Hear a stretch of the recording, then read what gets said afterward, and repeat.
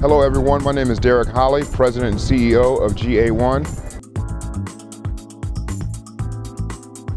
As far as I can remember, I've always been in advertising. Beginning at the age of 12 when I began delivering newspapers down in Chesapeake, Virginia, down in Tidewater.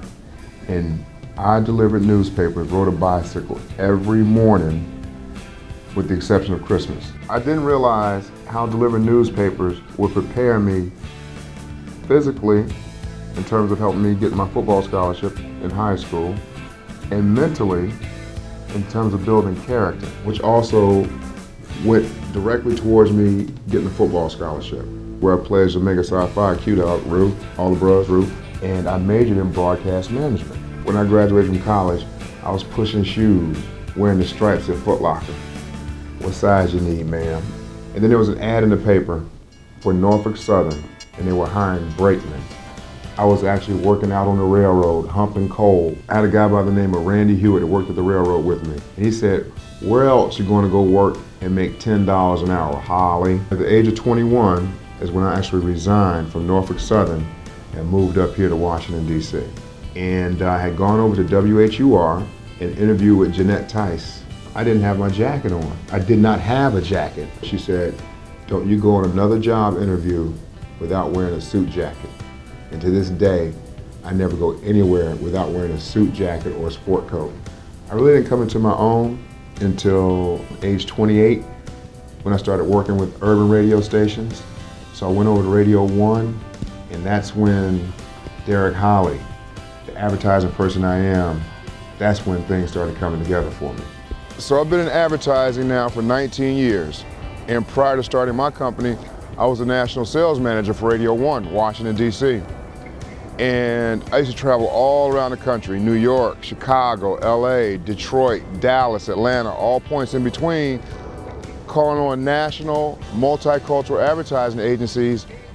And during my tenure as a national sales manager, not one time did I ever call on a national or multicultural advertising agency here in the Washington, D.C. area. So I started talking to my wife to make sure we had enough quarters in the bank, which you never really do.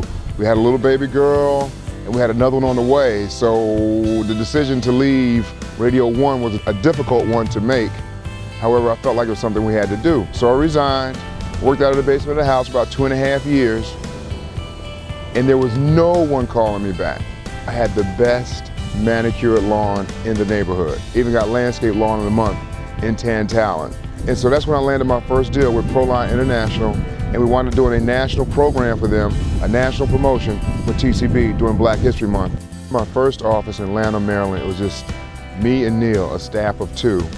And now we're here at the National Harbor with our staff at 15, and we're steady growing. You know, I'm really proud of what I've been able to accomplish so far.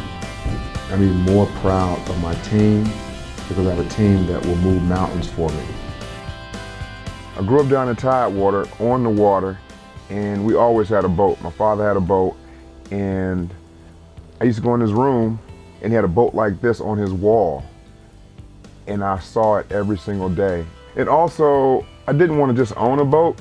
I wanted to actually be a true captain, so I went and got my captain's license.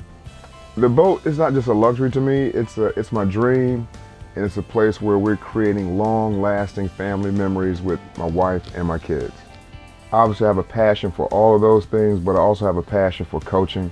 I coached a little Mighty Might team out here in Fort Washington, 6- and 7-year-old. It has such a positive influence and impact over these little guys to see me as a father, a coach, business owner in the community, because everybody's not gonna make it to the NFL, but everybody can be a business owner. I'm proud of what I've been able to accomplish. I just wish my mom and dad were here to see it. I remember driving across that Woodrow Wilson Bridge every day, taking my daughter to school. And I would say, Jayla, we're gonna get our office over there. We're gonna get our office over there one day. And she'd be like, okay, Daddy, okay, Daddy. Now here we are.